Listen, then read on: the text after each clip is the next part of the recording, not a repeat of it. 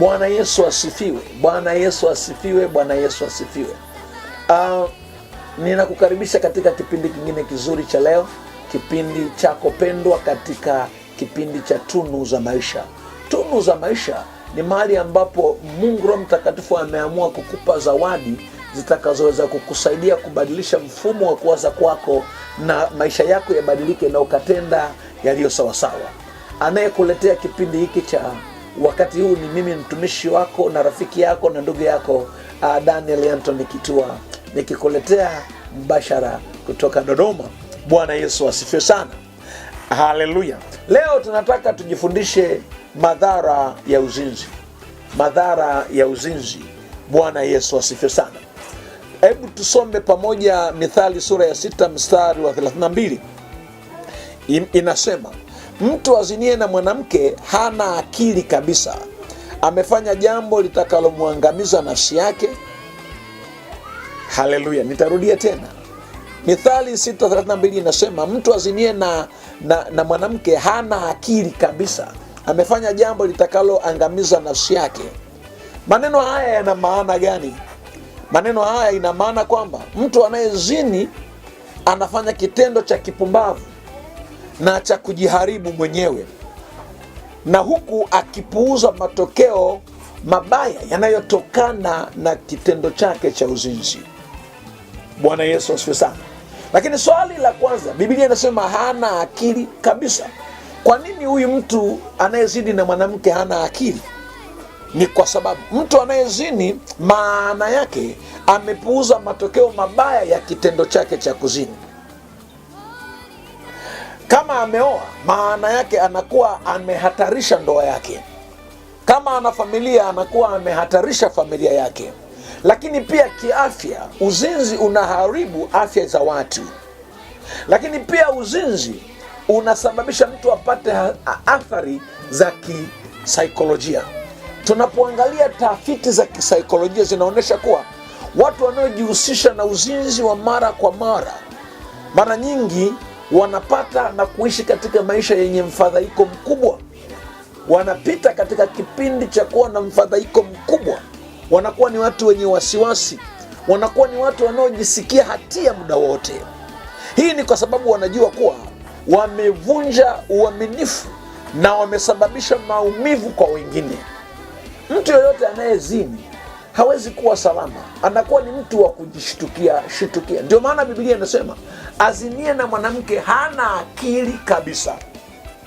Vijana wengi wanafikiri kuzini ni fahari, lakini kumbuka, unapozini leo, yule unayezini naye anawezekana asiwe mke wako. Maana yake ni kwamba umemsababishia aibu kubwa na umemtengenezea mazingira ya hatia maisha yake yote. Hata atakapokuwa amekuja kuolewa, atakuwa anaona alifanya kosa baya sana lililoharibu maisha yake.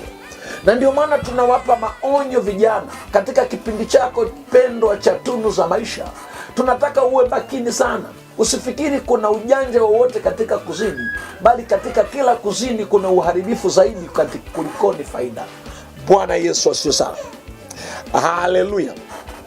Ndio maana Biblia inasema katika Waebrania sura ile ya 13 mstari wa 4, ndoa na iheshimiwe na watu wote na malazi yawe safi, kwa maana washerati na wazinzi Mungu atawahukumu. Kuna hukumu katika uasherati, kuna hukumu katika uzinzi. Ndio maana kupitia andiko hili Mungu anataka kututhibitishia kwamba uzinzi una hukumu kutoka kwa Mungu. Hivyo mtu yeyote anapopuuza jambo hili, maana yake anakusudia kupata hukumu kutoka kwa Mungu. Lakini haleluya, mtu anayezini na mwanamke, maana yake anadharau hekima ya Mungu. Mtu anayezini anapuuza hekima ya Mungu na mafundisho ya Biblia. Maana yake anachagua kuasi dhidi ya Mungu. Tafiti zinaonyesha kwamba uzinzi unamtenganisha mtu na Mungu. Unasababisha kupoteza ushirika katikati ya mtu huyo na Mungu, au ushirika katikati ya mtu huyo na Roho Mtakatifu. Ndio maana anaweza kuwa mtu ni mzinzi na anautumisha anaotumika. Obviously atakapoendelea atajikuta hana ushirika na Roho Mtakatifu, kwa sababu uzinzi unasababisha kumtenganisha mtu na Mungu. Uzinzi unasababisha kuondoa ushirika kati ya mtu na Roho Mtakatifu. Bwana Yesu asifiwe sana. Ndio maana Paulo katika Wakorintho wa kwanza 6:18 anasema ikimbieni zinaa. Kila dhambi aitendayo mwanadamu iko nje ya mwili wake, ila azinie hutenda dhambi juu ya mwili wake. Kwa hiyo unapoingia kwenye kuzizi, maana yake hujiheshimu wewe mwenyewe. Mtu yeyote ambaye ni mzizi, maana yake amekubali kujiweka uchi mbele ya watu, amekubali kujidharau mwenyewe. Ndio maana Biblia inasema azinie na mwanamke hana akili kabisa. Ni wakati wako wa kuchagua. Andiko hili la Paulo linatuonyesha kuwa uzinzi ni dhambi dhidi ya mwili na dhidi ya hekalu la Mungu. Kumbuka, mwili wako ni hekalu la Mungu, ni wakwako kwa ajili ya kazi nyingine, lakini ni nyumba ya Mungu. Kwa hiyo unapozini unajidharau mwenyewe, unafanyia dhambi mwili wako, lakini pia unafanyia dhambi hekalu la Mungu. Lakini mtu anayezini anakuwa na ile hali ya kukosa kujitawala. Mtu anayezini hushindwa kujitawala na kudhibiti tabia yake. Ukiona tu mtu anazini, manake hana uwezo wa kujikontrol, hana uwezo wa kudhibiti. Na mara nyingi kupitia uzinzi watu wengi wameharibikiwa kabisa. Ngoja nikwambie, watu wanafikiri uzinzi ni lile tendo tu la kujadiliana, lakini unapoingia kufanya uzinzi wowote, kuna matokeo ya kimwili na matokeo ya kiroho. Sasa matokeo ya kiroho, Biblia inasema ukizini na kahaba unakuwa mwili mmoja. Maanake ni kwamba unaruhusu mfumo wa familia na maisha ya kwake kutoka kule kuja kwako, na mfumo wa maisha ya kwako kutoka kwako kwenda, na baadaye maanake kama kulikuwa kuna mabaya kutoka kule yanaanza kuishi kwako. Ndio maana mtu akioa wanakuwa sio wawili, wanakuwa ni mwili mmoja. Kanini? Maanake ni kwamba sasa wameunganishwa katika kifungo kitakatifu na wanaanza kuishi yale ambayo Mungu ameyakusudia. Lakini hebu fikiria, leo umeunganishwa na huyu, kesho umeunganishwa na yule, kesho kuto umeangusha na yule. Maana yake ni kwamba unaingia katika hali ya kutokuwa na mafanikio. Ndio maana Biblia inasema hana akili kabisa anayezini. Lakini kwa mwanamke ni mbaya zaidi, kwa sababu sio tu kuzini kule. Unapokuwa unajadiliana na mwingine, pale kuna zile mbegu zinazotoka kwa mwanamume kuja kwako. Zile mbegu zina mambo matatu. Jambo la kwanza, zile mbegu zinasababisha uzazi. Lakini jambo la pili, zile mbegu zinakuwa ni kirutubisho cha mwili wako wewe. Maanake ni kwamba maisha ya yule mtu yataendelea kuwepo kwenye mwili wako maisha yako yote.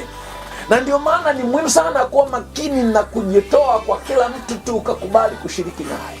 Ndio maana Biblia inasema unapozini huna akili kabisa.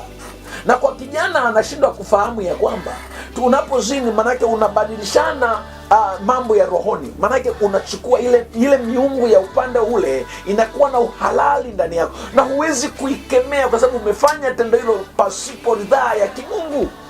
Na ndio maana watu wanapita kwenye changamoto kubwa. Lakini pia tatizo lingine, unaweza ukaambukizwa magonjwa. Ndio maana ninakupa shauri, mtumishi wa Mungu, ni wakati wako wa kuwa makini sana juu ya uzinzi. Mungu anahitaji uishi maisha ya ushindi. Mungu anahitaji uishi maisha ya mafanikio.